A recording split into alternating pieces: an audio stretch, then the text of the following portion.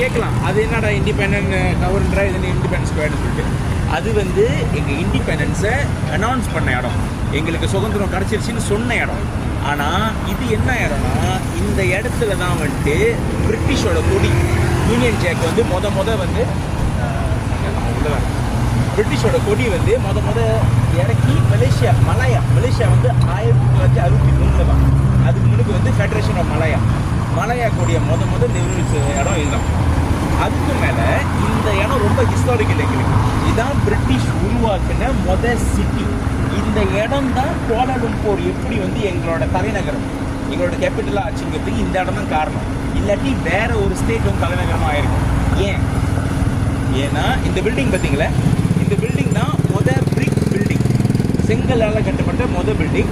2 to 3 million செங்கல் pouch இந்த பிரிக் பில்டிங்கை கட்டினாங்க. ஓகேங்களா? அந்த கிளாக் பார்த்தீங்களா, அந்த கிளாக் வந்து லண்டனில் பிக் பேங் இருக்குங்களே, அந்த லண்டனில் அந்த பிக் பேங் கிளாக் டவர் இருக்குல்ல, அதுவும் இதுவும் ஒரே கிளாக். ஏன்னா குயின் விக்டோரியா இருக்காங்களே, அவங்க வந்து மலாயாவுக்கு வந்து அப்போ எங்களுக்கு கிஃப்டாக கொடுத்தது அந்த கிளாக்கை. ஸோ விக்டோரியாவும் இங்கே வந்திருக்காங்க, எலிசபெத்தும் இங்கே வந்து 2 பேரும் இங்கே வந்திருக்காங்க. சரிங்களா? அப்போ அந்த டோம் பார்த்தீங்களா, அந்த சோப் டோம், அது வந்து ஆஸ்திரேலியாவில் காப்பர் ரொம்ப நல்லா வளரோட. அப்போ காப்பரால் வந்து செய்யப்பட்ட டோம் வந்து அவங்க எங்களுக்கு கிஃப்டாக கொடுத்தாங்க. ஏன்னா பிரிட்டிஷ் ஆட்சி ஆடும்போது ஆஸ்திரேலியாவும் பிரிட்டிஷும் ரொம்ப நல்ல ஒரு பழக்கத்தில் இருந்தாங்க. ஸ்டாண்டர்ட் சார்ட்டர்ட் பேங்க் கேள்விப்பட்டிருக்கீங்க தானே சார்? இது வந்து chartered bank building, bank building.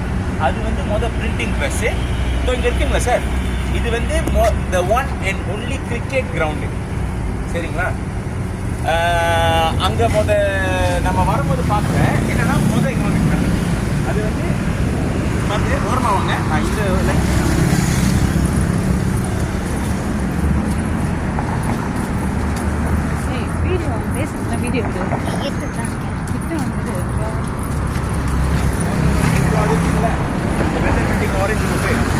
அதுதான் கட்டப்பட்ட கிளப்பு.